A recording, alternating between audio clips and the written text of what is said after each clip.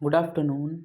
My name is Sandeep Kumar, and today I am going to teach you about the fundamental rights and their related articles. Fundamental rights are the basic human rights or freedom granted by the Constitution of India. Fundamental rights क्या हैं? हमारे वो मौलिक अधिकार हैं जो हमें कौन देता है? हमारा संविधान हमें देता है. Fundamental rights are enshrined in Part 3rd and deals with the Article 12 to 35 of the Constitution of India. Fundamental rights हमारे पार्ट तीसरे में रखे गए हैं और इसके आर्टिकल हैं 12 से 35 तक. They are classified into 6 categories, also including the remedies in case they are violated. इनको 6 कैटेगरीज में रखा गया है और इसकी रेमेडीज़ भी दी गई हैं अगर कोई हमारे फंडामेंटल राइट्स को वायलेट करता है. तो पहला है राइट टू इक्वालिटी, जिसका आर्टिकल है 14 से 18. राइट टू फ्रीडम, जिसका आर्टिकल है 19 से 22. राइट अगेंस्ट एक्सप्लॉयटेशन, जिसका है आर्टिकल 23 एंड 24. चौथा हमारा फंडामेंटल राइट है right to freedom of religion, जिसका आर्टिकल है 25 से 28. पाँचवा हमारा फंडामेंटल राइट्स है कल्चरल एंड एजुकेशनल राइट, जिसका आर्टिकल है 29 एंड 30. लास्ट हमारा फंडामेंटल राइट्स है राइट टू कॉन्स्टिट्यूशनल रेमेडीज़, जिसका आर्टिकल है 32. अब हम पहले डिस्कस करेंगे राइट टू इक्वालिटी. क्या सभी समान हैं? आर्टिकल 14 से 18 तक. Article 14 to 18 of the Indian constitution deals with right to equality.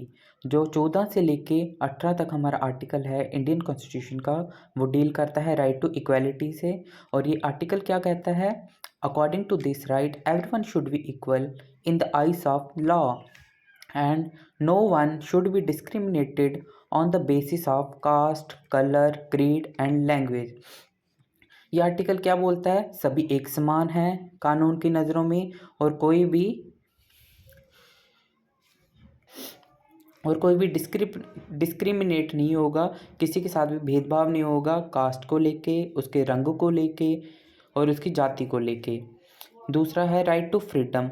Freedom आ गई हमारी आज़ादी और उसकी क्या है आर्टिकल 19 से लेके 22. Article 19 to 22 of the Indian constitution deals with right to freedom. जो आर्टिकल 19 से लेकर 22 है इंडियन कॉन्स्टिट्यूशन का, वो डील करता है राइट टू फ्रीडम से. According to this right everyone should have the freedom to do whatever he likes until और अनलेस ही और she may not violate the freedom of other person.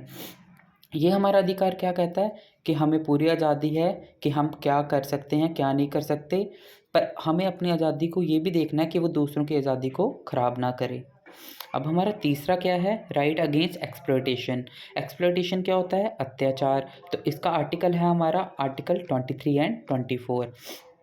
Article 23 and 24 of the Indian constitution deals with right against exploitation. जो article 23 है और 24 है हमारे संविधान का, वो किससे रिलेट करता है? राइट अगेंस्ट एक्सप्लॉयटेशन से. आर्टिकल 23 है prohibition of traffic in human beings and force labour. जो आर्टिकल 23 है वो क्या कहता है कि किसी भी प्रकार का अत्याचार नहीं होना चाहिए जो हमारी लेबर वगैरह रहती है. और आर्टिकल 24 क्या कहता है? Prohibition of traffic of employment of children in shops, factories etcetera. कि जो चाइल्ड लेबर है वो नहीं होनी चाहिए और ये समाप्त होनी चाहिए. और अगर कोई रखता है चाइल्ड लेबर को तो उसके खिलाफ क्या कड़ी कार्रवाई होगी.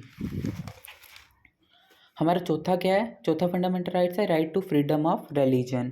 फ्रीडम ऑफ रिलीजन का आर्टिकल है आर्टिकल 25 से लेके 28 तक. Article 25 to 28 of the Indian constitution deals with right to freedom of religion. जो आर्टिकल 25 से लेके 28 तक है हमारे इंडियन कॉन्स्टिट्यूशन का, वो किससे रिलेट करता है? फ्रीडम ऑफ रिलीजन से. According to this right everyone should have the freedom to choose any religion of their choice. अब इस अधिकार के मुताबिक क्या है? हमें पूरी आज़ादी है कि हम कोई भी धर्म को अपना सकते हैं अपनी चॉइस का. The state doesn't favour any religion. जो हमारा राज्य है या सेंट्रल गवर्नमेंट है वो किसी भी रिलीजन को क्या फेवर नहीं करेगी और सभी धर्मों को क्या बराबर ट्रीट करेगी। और पांचवा है हमारा कल्चरल एंड एजुकेशनल राइट, और इसका आर्टिकल है 29 and 30। Article 29 and 30 of the Indian constitution deals with cultural and educational right. जो आर्टिकल 29 और 30 है वो किससे रिलेट करता है, कल्चरल एंड एजुकेशनल राइट से। आर्टिकल 29 है वो क्या बोलता है, protection of cultural rights of minorities. अब जो माइनॉरिटीज़ हैं उसके क्या कल्चरल राइट्स हैं वो उसको प्रोटेक्ट किया जाएगा, सेव किया जाएगा।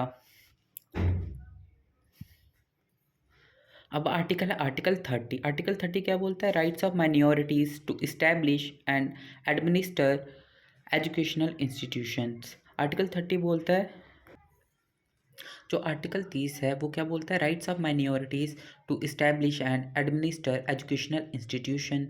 क्या कहता है आर्टिकल 30, क्या जो माइनॉरिटीज़ हैं उनको पूरा पूरा अधिकार है अपने लिए एजुकेशनल इंस्टीट्यूशन बनाने का और उसको रन करने का। और लास्ट हमारा है sixth fundamental right, right to constitutional remedies, और इसका आर्टिकल है 32। Article 32 of the Indian constitution deals with right to constitutional remedies.